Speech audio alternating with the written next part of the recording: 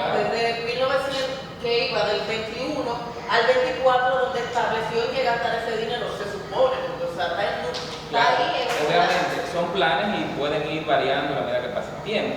No obstante, yo entiendo que con la función de educación, donde se da el 4%, hay que ser más cuidadosos porque esto tiene una restricción política fuerte. La ciudadanía está muy pendiente y segundo, tiene una restricción legal también fuerte detrás. Entiendo que quizás se estaba tratando de ahorrar dinero y cortaron algún programa y lo van a proponer para otro momento. Sin embargo, pienso que el gobierno ahí hace bien retirando, dando marcha atrás con la medida. Pero le dijeron a la sociedad civil que busque que gastar el dinero, la sociedad civil. O sea, eso es lógico. No es lógico, porque yo creo que una de las falencias del presupuesto nacional es que formula un monto, como decía Medina, sobre la base de las ejecuciones anteriores, incluso muchas veces hasta de manera incremental, ¿no? Y eso, en cierta manera, genera situaciones en la ejecución que no permiten que se ejecute lo que se formula. Y no es un caso único solamente del Ministerio de Educación, sino otros ministerios también ejecutan sus programas. Y eso es un elemento que yo creo que hay que tomar en consideración.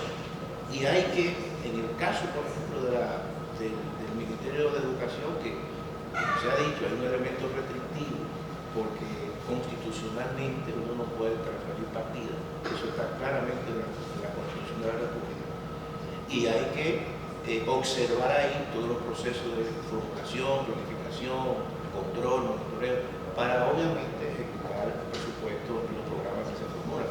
Hay algunos elementos que son externos, exógenos, que pueden surgir, pero en este presupuesto complementario, el gobierno pudo haber, incluso, pienso yo, disminuir los subsidios en ese monto de los combustibles y también los subsidios para la transferencia del sector eléctrico. O sea, estamos hablando de 40.000 millones, 33.000 millones, y pudo fácilmente, sin buscarse ningún ruido político, en vez de ser 40.000 millones, 36.000 millones. O sea, eso yo pienso que no iba a alterar en nada ningún tipo de situaciones, pero todo lo contrario. Asume esa reducción del presupuesto, la partida del presupuesto de educación, y entonces cae, como decimos, en un gancho. No entiendo por qué, porque la Constitución es bastante clara en ese aspecto.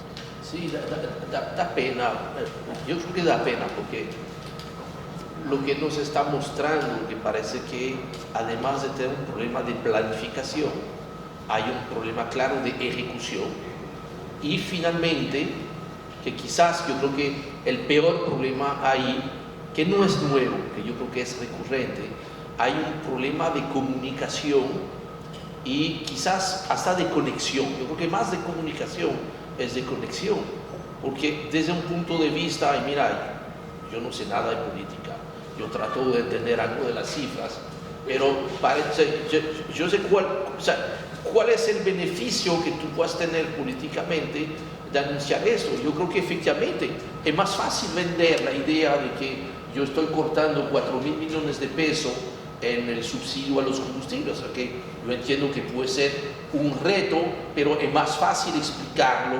justificarlo, económicamente puede tener mucho sentido, de cualquier modo mucho más que eso. De hecho, yo creo que nuevamente la decisión correcta que se tomó desde el Palacio desde anoche es cortar esta discusión, y ya no es una discusión, ahora sí habrá que buscar entonces esos 4.500 millones de pesos, ver cómo se van a usar. Pero creo que como estábamos en esta discusión, vamos a decir, mira, ahí el Estado no ha mostrado su mejor imagen. Además, otra cosa, es que yo creo que para este segundo yacimiento el gobierno va a requerir menos recursos para el subsidio de los niños.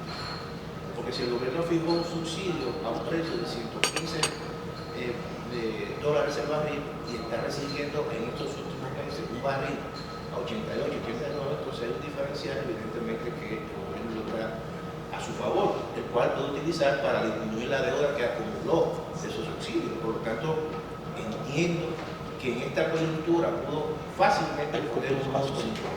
Antes de pasar la palabra a Emilio, que es que le corresponde, sobre ese tema ayer Pochi nos explicaba algo que yo se lo voy a vender a ustedes. Y él decía, a plantearse lo que él explicaba. Él decía, el tema no es que nosotros queremos reducir ni no queremos reducir, es que al final del año 27 millones de dólares, son 1.800 millones de pesos, de un préstamo del BID específico para un programa de educación técnico profesional, a esta fecha se ha ejecutado $1 millón. Esos 26 millones de dólares como un préstamo con el BID para algo específico, el yo solicitar y pedir que me lo cambien a otro programa me toma 9 meses, por lo menos. Y en el presupuesto, lo que me sobró a este año, yo no lo puedo sumar simplemente al otro año. Algo tan práctico como eso, o sea, al margen de que yo quisiera que le dedicaran el 700% del PIB al Producto Interno Bruto. Algo tan práctico como eso, con un impedimento técnico. ¿Qué hacer en una situación? Ese caso específico que él mencionó. Bueno, ¿cómo tú le... Perdón, ¿cómo? Porque ahí lo que sí, ahí estamos Pero de acuerdo, puede ser, mira, hubo una negligencia de ejecución. Y ya el encargado de esa negligencia ya no está en el ministerio.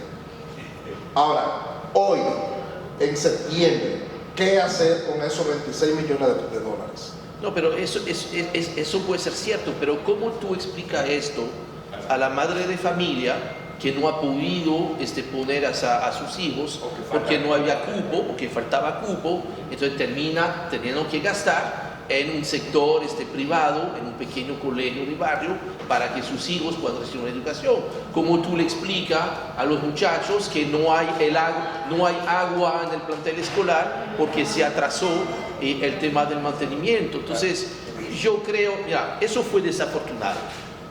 Que se cierre este libro, perfecto, que se trate de ver, independientemente de lo que está pasando con ese préstamo, buscar la forma de que se ejecute hasta dónde se puede ejecutar. Y claro está, como el PIB ha crecido tanto este año en peso, es cierto que nunca jamás vamos a terminar con el 4% del PIB, pero quizás la mejor explicación dentro de 3 o 4 meses hubiese sido eso. Bueno, mira, no podemos ejecutar 4% del PIB porque el PIB ha crecido tanto que el punto de referencia era el PIB del año pasado que se proyectaba y que está muy por debajo. Hay que tratar de evitar esa situación.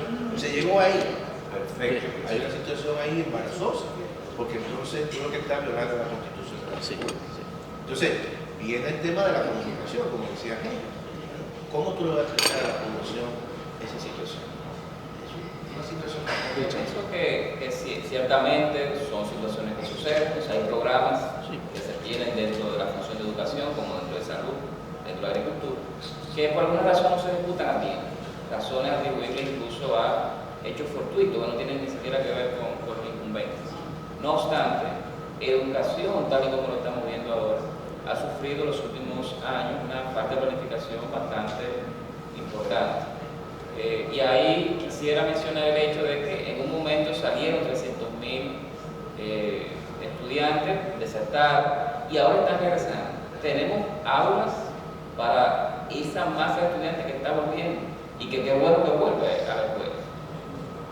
Tenemos aulas para ellos, y si no tenemos las aulas, pues hay escuelas que están en construcción. Quizás podríamos hacer el cambio internamente en la función de educación para llevar recursos allá, que es algo que necesitamos. Necesitamos más profesores. ¿En qué magnitud?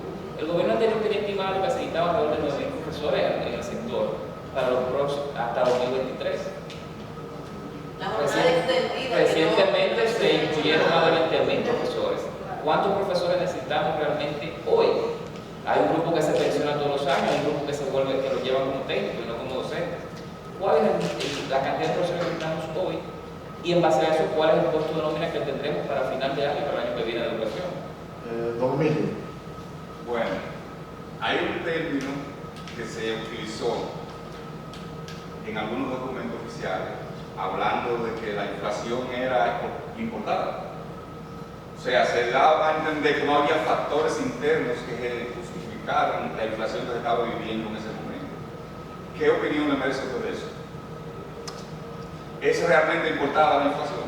y si la seguimos importando, porque quizás se importó en ese momento y ya no. Mira, esencialmente la inflación es importante, esencialmente.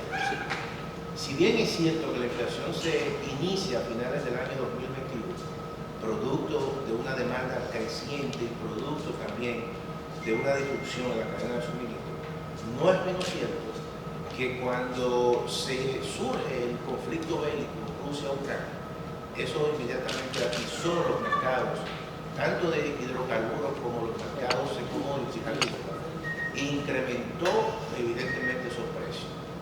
No hay que olvidar que la República Dominicana, su matriz energética, un 75% es petróleo, gas natural y carbón mineral. Y eso tiene un impacto claramente en los costos de producción. Pero también los alimentos, el pollo que consumimos, los cerdos que consumimos, necesitan maíz, necesitan soya, pero el arroz también que se consume en la República Dominicana utiliza fertilizantes. Todo eso se incrementó y evidentemente eso tuvo un impacto en la estructura del costo de todo el sector y el tejido empresarial, no solamente en la República Dominicana. Si tú observas lo siguiente, en la medida que el petróleo y los combustibles ceden hacia la baja, también la inflación general ha venido cediendo. Por lo tanto, es un componente de carácter importado que incide obviamente en la inflación general. Claro, eso no quita que hay un componente también monetario, en el sentido de que durante el año 2020 el Banco Central puso a disposición de los sectores productivos 215 mil millones de pesos y eso es un dinero que todavía, incluso en estos momentos, más de 92 mil millones andan rodando.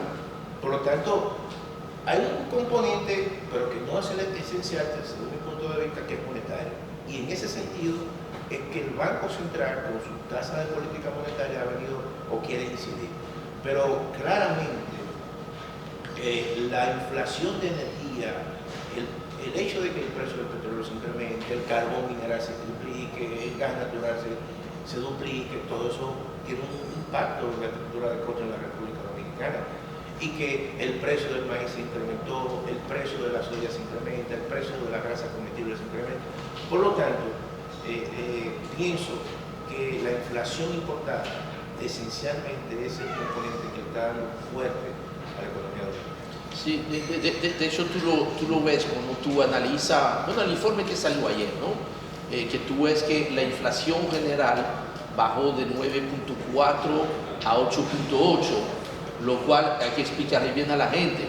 No quiere decir que los precios han bajado 0.6, es que en vez de crecer 9.4 sigue creciendo a un ritmo de 8.8, que sigue siendo importante.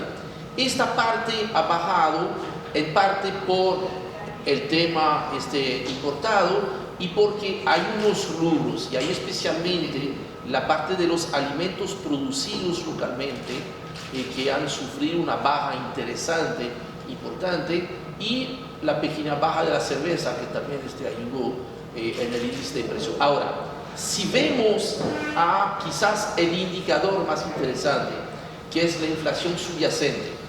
La inflación subyacente tiene 4 meses entre 7.1 y 7.2%.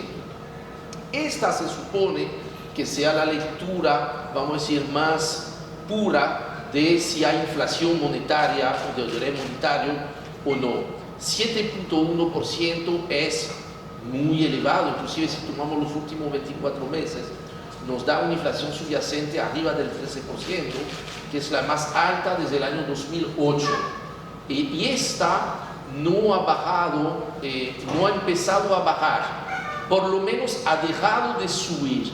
En la medida en la cual esta empieza, lo que esperamos ver en los próximos meses, eso mostrará que efectivamente el componente monetario de la inflación que está buscando contrarrestar el Banco Central con la elevación de las tasas de interés, porque la tasa de interés realmente actúa más sobre esta parte, que es el componente importado, por más que sea, por más que te pueda dar consumo, es menos eficiente en eso.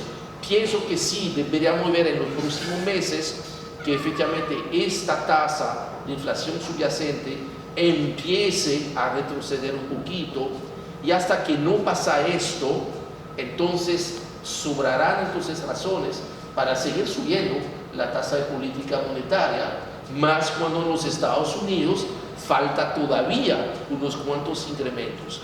Si la subyacente empieza a bajar, quizás entonces habría razones para no subir la tasa de política monetaria, lo cual quisiera decir que entonces ya se permite a que el dólar empiece a subir un poquito, que parece ser la nueva tendencia en los últimos 4 días. ¿Y hasta dónde podría subir esa tasa? ¿Cuál? No, en caso de que no suceda, de que las cosas sigan igual, o sea, ¿hasta dónde podría llegar la tasa? ¿Pero cuál tasa? La tasa de política monetaria. La inflación No, la inflación La subyacente. tasa Si es la inflación subyacente, evidentemente que la tendencia es hacia la baja en función de la política monetaria que cada vez son restrictivas. Eso es eso. Y en la medida que la Reserva Federal de los Estados Unidos incremente su tasa de política monetaria, entonces la reacción que tiene el Banco Central en la República Dominicana es también a aumentar la tasa en ese sentido. De manera que eso puede estar incidiendo en los próximos meses para que la tasa, la inflación subyacente tienda hacia la baja. Don Febio. Gracias por el nombre. Bueno, ahorita hablaban del alto nivel de informalidad en la sociedad dominicana y me parece que lo tocaron y le dieron un poquito de lado. A mí me interesa el punto de vista de los economistas sobre la informalidad en la sociedad dominicana. Es muy grande, es quizás un 60% o más. Y eso tiene una visión, o permite una visión, de que la sociedad es dinámica y el Estado es rígido, por el otro lado. Pero frente a ese mismo fenómeno del control monetario, ¿cómo es efectiva una política desde el Banco Central con una informalidad tan alta? ¿Cómo lo explica un economista?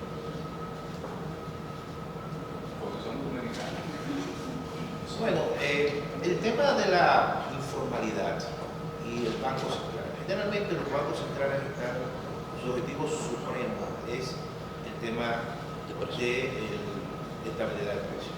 Ahora, hay un componente donde el Banco Central puede estar influyendo, y eso que se mencionó, que es el tema del costo de financiamiento, de la financiación. Y yo creo que eso es un elemento que conjuntamente con el tema fiscal constituyen dos factores que podrían estar incidiendo, al margen de otros factores, en los altos niveles de informalidad en la República Dominicana. Todos los estudios a nivel internacional indican que el financiamiento juega un papel importante a la hora de emprender un negocio.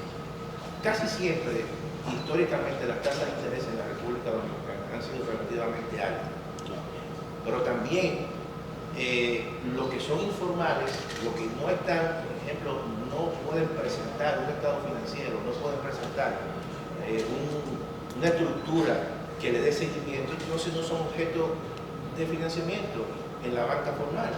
Muchos entonces van a la informalidad y buscan recursos fuera incluso de la formalidad. Eso es un elemento que el Banco Central podría estar en un momento determinado mejorando, ¿no?, la formalidad desde el punto de vista de la financiación.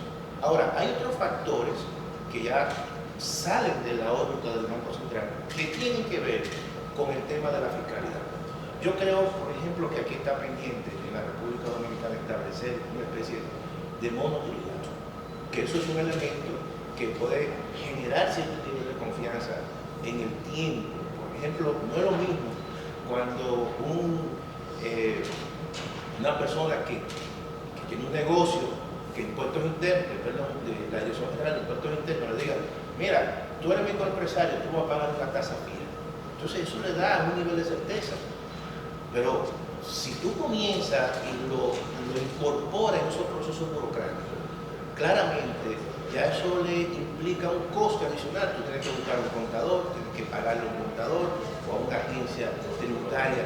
Todo eso son elementos que hay que tomar en consideración. En ese sentido, creo que la parte fiscal juega un papel importante en el tema de establecer certeza, de establecer confianza, y el modo tributo puede generar una situación de atracción de la informalidad a la formalidad. Lo mismo, claramente, que los canales de financiamiento, que yo creo que también es una tarea pendiente que hay con los sectores, evidentemente, que están en la formalidad. Esos son elementos que inciden en que históricamente en la República Dominicana han excluido a mucha gente. El financiamiento está prácticamente concentrado en las empresas que son formales, las empresas que están claramente bien identificadas. Por eso aquí se crearon una serie de mecanismos de canalización de financiamiento como microfinanzas, de tal manera de incorporar esos grupos que están al margen, que no tienen una estructura de contabilidad, que no pueden pagar, no pueden hacer estado financiero, para incorporarlo precisamente en el tema de financiamiento. Sí, me extraña que en la primera ronda no haya salido de manera explícita el tema de la desigualdad social, pese a que en su caso Medina decía que el tema del crecimiento ya ahora mismo no es un reto importante, que eso no está en discusión.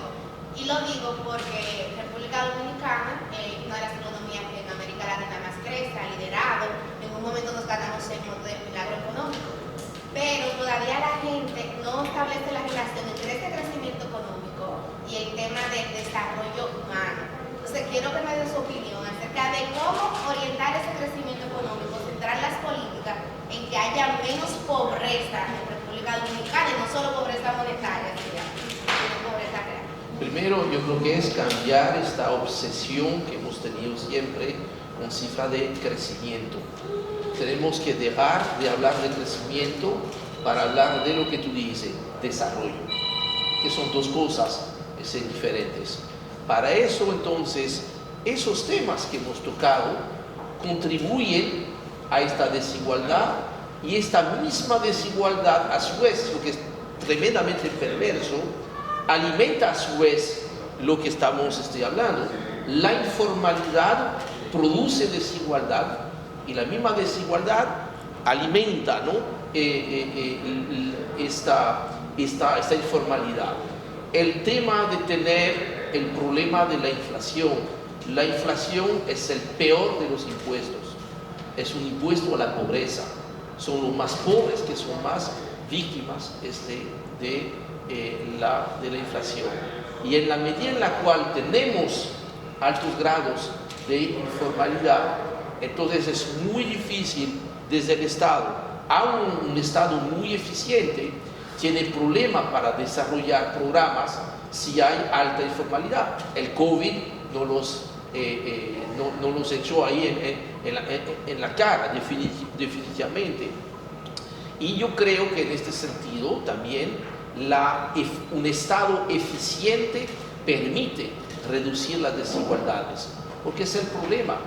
Yo recuerdo un discurso que hizo el presidente Luis Abinader en una actividad de la UAS, porque cuando se estaba presentando el tema de que vamos a discutir de nuevo el pacto social y todo esto, y él decía que volver a la situación de antes del COVID no era posible, y no había que volver, no podía ser el objetivo. Volver a la situación de modelo económico de antes del COVID es volver al mismo problema y no tratar lo que tú estás diciendo. Y probablemente lo que tú acabas de tocar para mí es el mayor reto que tenemos, no solamente como economía, sino como sociedad.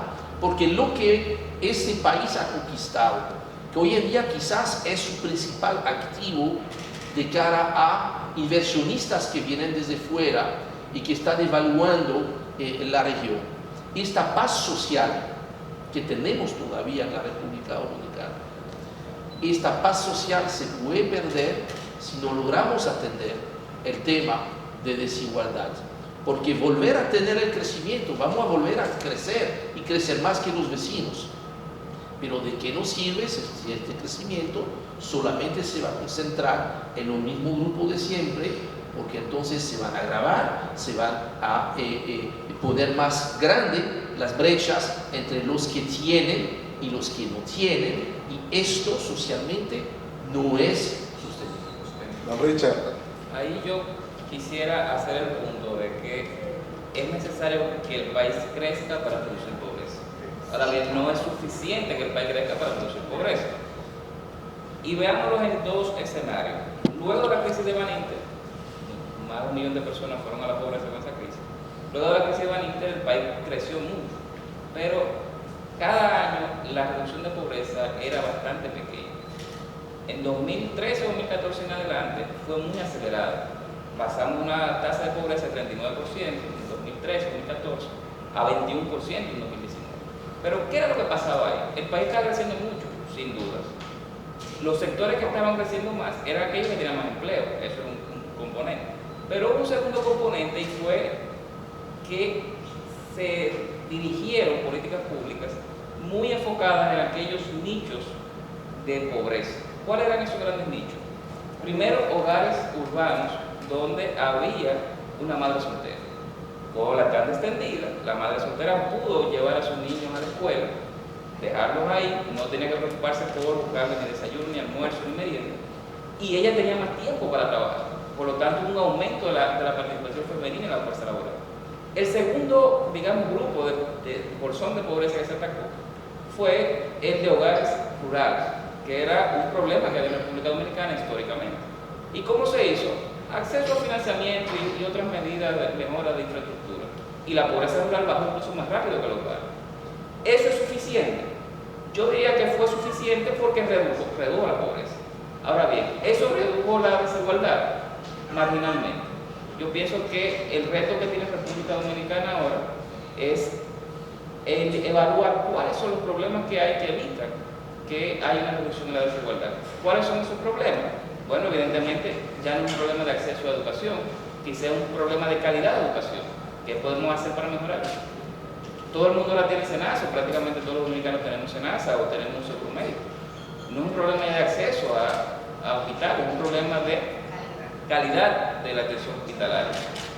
En cuanto a nivel de precios, bueno, República Dominicana no vio un incremento sustancial de los niveles de pobreza durante el COVID-19 por los programas de emergencia que se implementaron, pero esos programas venían por una red de protección social que se creó en 2005, 2006, no se tenía en 2003 por la crisis bancaria, por eso aumentó tanto, pero ahora pudo contenerse la pobreza.